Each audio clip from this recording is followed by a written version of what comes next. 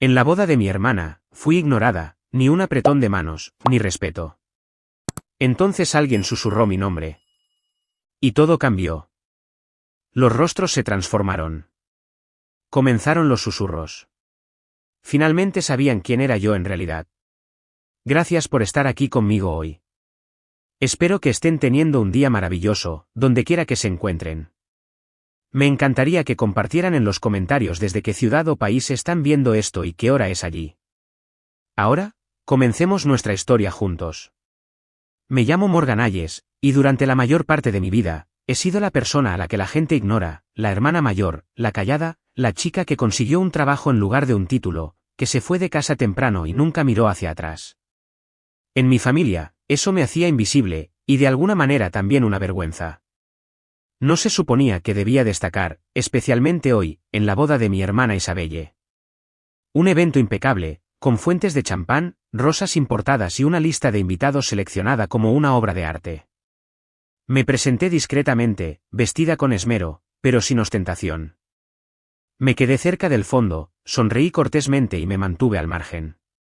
Aún así, no fue suficiente, porque cuando el nuevo suegro de Isabelle se volvió para saludarme, hizo una pausa, me miró de arriba abajo y luego ignoró mi mano extendida como si ni siquiera estuviera allí. La gente a nuestro alrededor se dio cuenta, pero nadie dijo nada. Ni mi hermana, ni mi madre. Solo silencio. Ese tipo de silencio tiene un peso. Lo he sentido antes. Pero entonces lo escuché, bajo, nítido, por encima de su hombro: espera, esa es Morgan Ayes. Así, el ambiente cambió. Su postura se enderezó. Las cabezas se giraron. Sus ojos buscaron los míos como si estuvieran viendo algo que no esperaban. Él no sabía quién era yo, pero ahora, de repente, sí lo sabía. Y yo no tuve que explicar ni una sola cosa. Aprendí desde el principio que, en nuestra familia, la utilidad se valoraba más que la presencia. Como hermana mayor, fui útil desde el momento en que nuestro padre se fue. Mamá nunca lo llamó abandono, decía que él hizo una transición para salir. Cualquier eufemismo que usara, significaba que yo tenía 12 años y estaba doblando la ropa mientras ella lloraba en la cocina, e Isabelle, que apenas tenía 5, siguió siendo la niña. Crecimos en la misma casa, pero no en el mismo mundo. Se esperaba que yo ayudara. Se esperaba que Isabelle se convirtiera en alguien. Cuando ella llegó a la escuela secundaria, estaba claro que tenía la belleza, las calificaciones, el potencial. Mamá la inscribió en todo: ballet, piano, equipo de debate. Yo trabajaba 2 turnos en el restaurante local y la recogía después. Eres tan confiable, Morgan, decía mamá. Ella necesita ese tipo de apoyo. Yo no fui a la universidad. Conseguí un trabajo en contabilidad justo después de la secundaria y ascendí desde la entrada de datos. Sin préstamos, sin aplausos. Nadie me preguntó qué quería. Cada vez que volvía a casa por las vacaciones, me preguntaban si seguía haciendo eso de la oficina. Mientras tanto, la última beca o premio de Isabelle se imprimía y se pegaba en la nevera como si fuera el escudo familiar. No recuerdo cuándo dejé de intentar explicarme. Tal vez fue en Navidad, cuando mamá le dio a Isabelle un pasaje de avión a París y a mí me entregó una vela aromática, con la pegatina aún puesta. O tal vez fue en esa cena, cuando llevé a un amigo, alguien amable y atento, y mamá se pasó toda la noche hablando de cómo algunas personas simplemente no son material para una relación. Finalmente, dejé de aparecer. Me mudé a otra ciudad, tomé clases nocturnas y obtuve una certificación en auditoría forense. No se lo dije a nadie de la familia. ¿Qué sentido tenía? Sabía cómo funcionaba la jerarquía, yo era el telón de fondo, Isabelle era el titular. Y, sin embargo, de vez en cuando, recibía estos mensajes de mamá: no te hagas extraña, tu hermana lo está haciendo increíble, ojalá pudieras verla brillar, vuelve a casa alguna vez si encuentras tiempo para sentar cabeza. Nunca me preguntaron cómo estaba, solo si volvería y me encajaría de nuevo en el espacio vacío que había dejado. Pasaron los años. Construí una vida que no divulgaba, tranquila, sólida, mía. Trabajé para empresas que gestionaban carteras de patrimonio para personas que no querían que sus nombres aparecieran en Forbes, pero que poseían la mitad de las empresas que sí lo hacían. Mantuve la cabeza baja y mi perfil aún más bajo. No me importaba si nunca lo veían. Hasta que recibí la invitación de boda. Llegó sin una nota manuscrita, solo letras doradas y papel grueso. Ni siquiera era parte del cortejo nupcial. Sin discurso, sin asiento especial. Solo una invitada. Casi la tiro. Pero entonces recordé lo que mamá solía decir cuando limpiaba después de todos: a veces no se trata de ser notada, se trata de mostrar que conoces tu lugar. Así que fui. No para ser notada, sino para ver si todavía me miraban como si yo perteneciera al fondo. Y obtuve mi respuesta en el momento en que el nuevo suegro de Isabelle se negó a estrechar mi mano. Hay algo liberador en desaparecer de las expectativas de la gente. Después de irme de casa para siempre, dejé de intentar ganar aprobación y empecé a construir una vida que no necesitaba explicar. Me quedé en la misma ciudad a la que me había mudado después de la secundaria, viví en un modesto apartamento sin ascensor, encima de una librería, y tomé el turno de noche en una firma de impuestos privada, mientras estudiaba durante el día. Obtuve mis certificaciones lentamente: auditoría, cumplimiento, análisis forense. A los 26, trabajaba con investigadores de delitos de cuello blanco. A los 30, tenía mi propia red de clientes que no querían soluciones ostentosas. Querían silencio, precisión y resultados. Y yo se los di. La ironía: estaba manejando y protegiendo más dinero del que mi familia podría imaginar. Mi nombre nunca estuvo en una valla publicitaria, y así me gustaba. Trabajaba detrás de empresas fantasma y fideicomisos ciegos, consultaba para oficinas familiares discretas y aprendí a mantener a los multimillonarios fuera de escándalos y tribunales fiscales. Mi fortaleza era la invisibilidad. Solía odiar esa sensación, la de ser ignorada, pero en mi mundo, era poder. Mis clientes me conocían como M. Hayes. Nunca preguntaron de dónde venía, solo les importaba lo que yo podía evitar que se desmoronara. Y sin embargo, de alguna manera, seguía siendo un fracaso a los ojos de mi familia. Isabelle, por supuesto, se había convertido en una visión. Mamá publicaba sobre ella regularmente: su doctorado, su organización sin fines de lucro, su encantador nuevo prometido, Ethan Vance, de una familia de legado.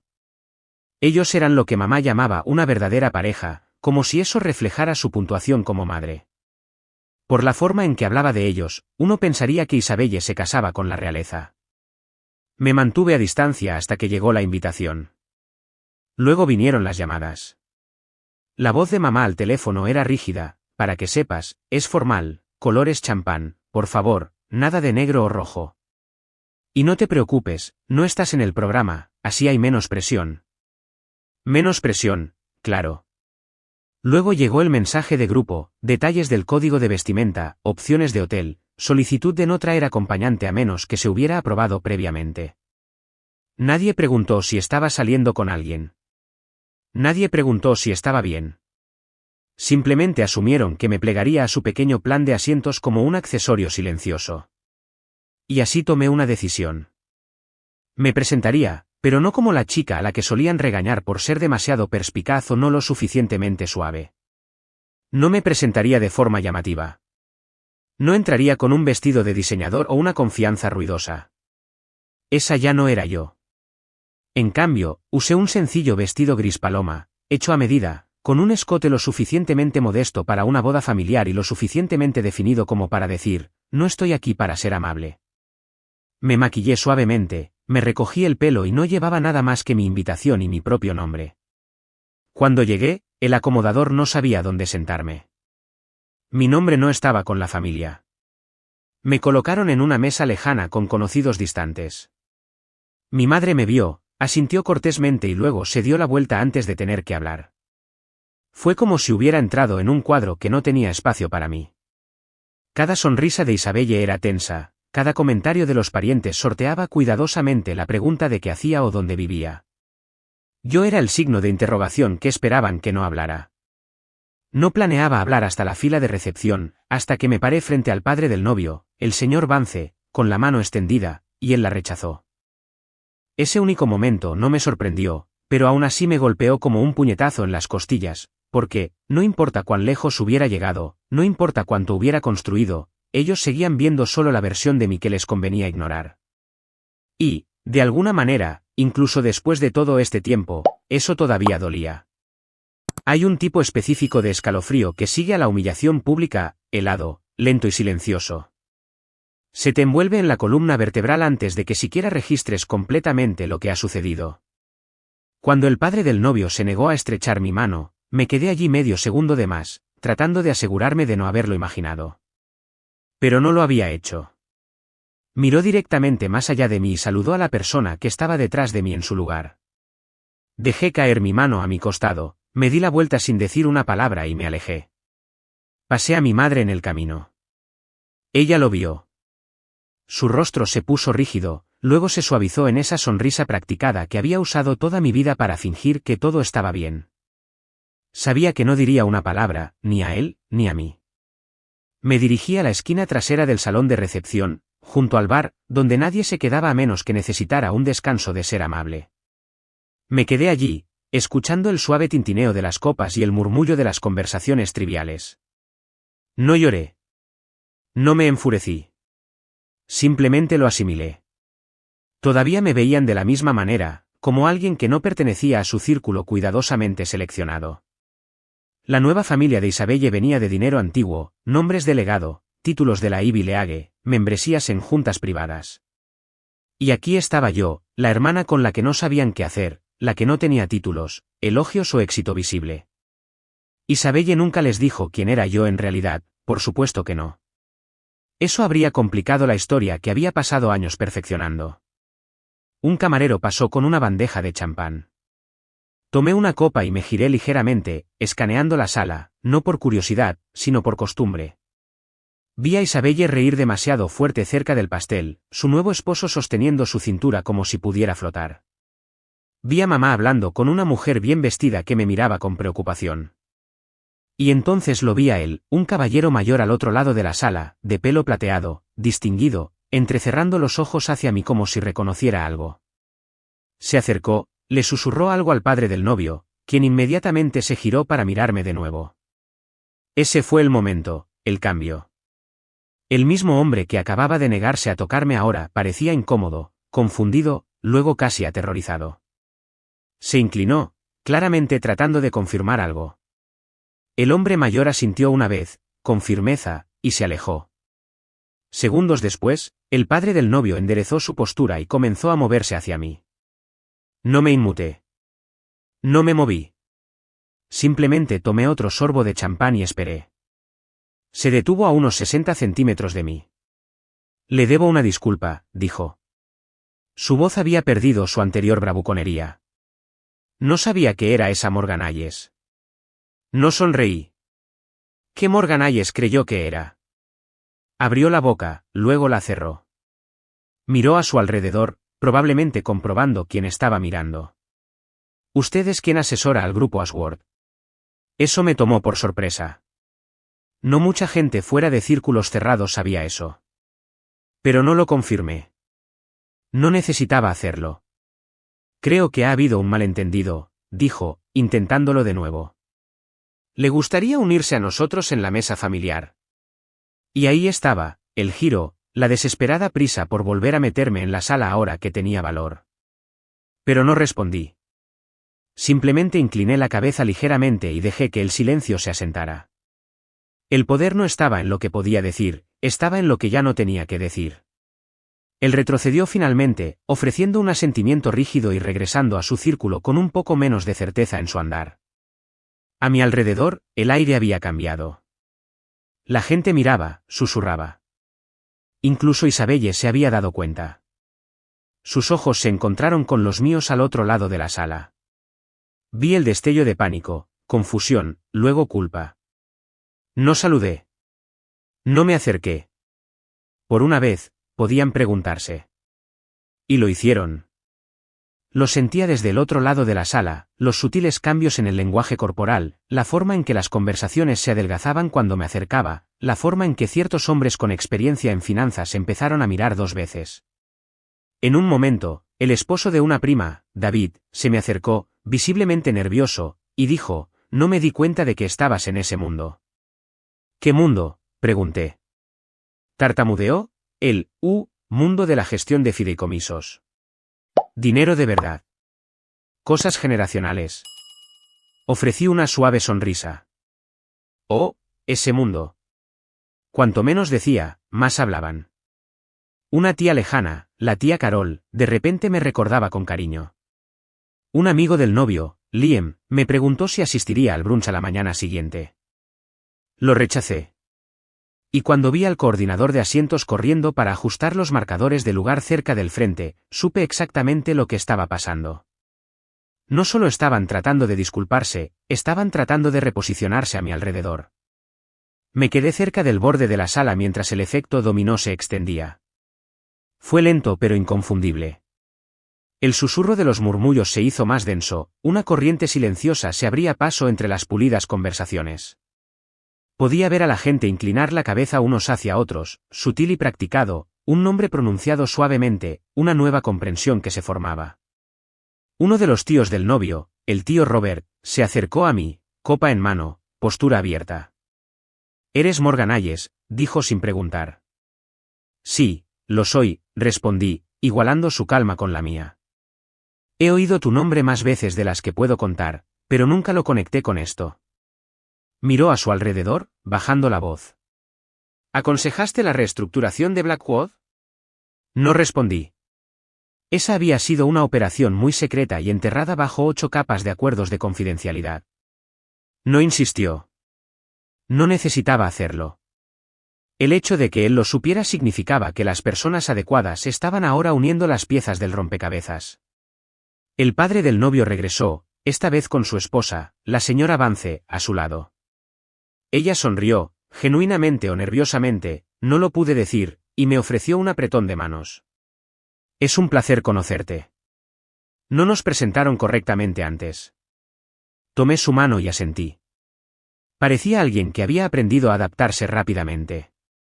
Su esposo, por otro lado, había quedado claramente conmocionado, el tipo de hombre que había construido toda su visión social del mundo en títulos y linaje, solo para darse cuenta de que había despreciado públicamente a alguien que ayudaba a gestionar las fortunas de las mismas familias a las que intentaba emular.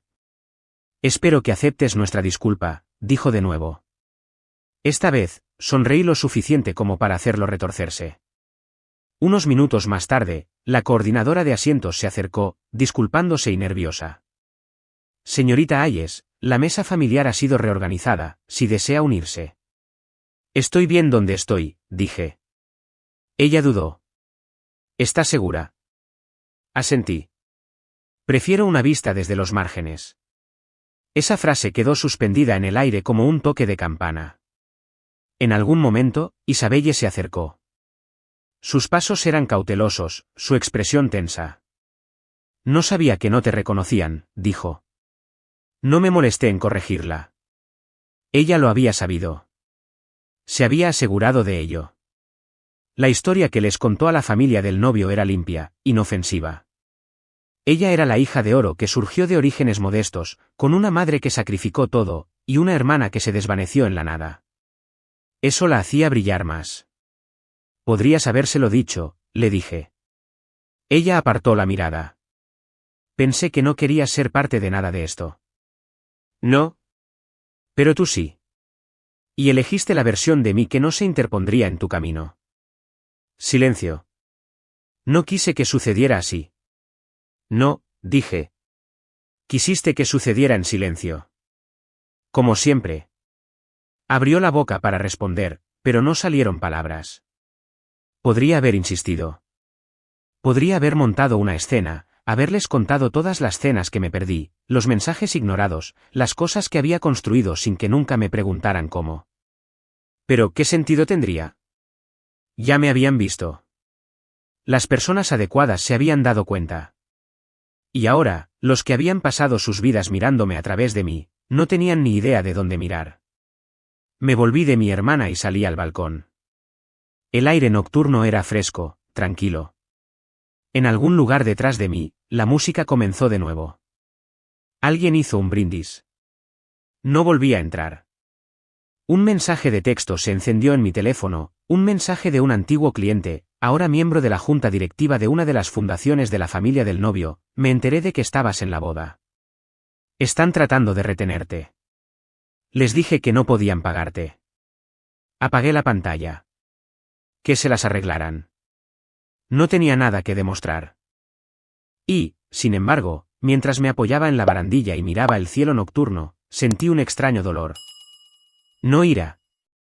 Ni siquiera tristeza. Solo la tranquila comprensión de que incluso la reivindicación tiene sus límites. Finalmente me habían visto, pero nunca sería el tipo de visión que viene con la comprensión. Realmente no. Las personas de quienes una vez quise amor, solo entendían el valor cuando llegaba envuelto en dinero y miedo. Así que no volvería a entrar. Ni ahora. Ni nunca. No me quedé para el pastel. No esperé la despedida ni los abrazos falsos ni la oportunidad de que alguien dijera que lo había malinterpretado. Me marché en silencio, tal como había llegado. Sin focos, sin grandes declaraciones. Ese nunca fue mi estilo. Mientras caminaba por el estacionamiento, los tacones de mis zapatos repiqueteando suavemente contra el pavimento, me di cuenta de que no me sentía victoriosa. Tampoco me sentía amargada. Lo que sentía era que ya había terminado. Había terminado de intentar ser incluida en una historia que nunca fue escrita para mí. Había terminado de encogerme para hacer espacio a personas que nunca me ofrecieron un lugar. Había terminado de fingir que el silencio era lo mismo que la paz. Ahora me veían, pero no era yo quien había cambiado.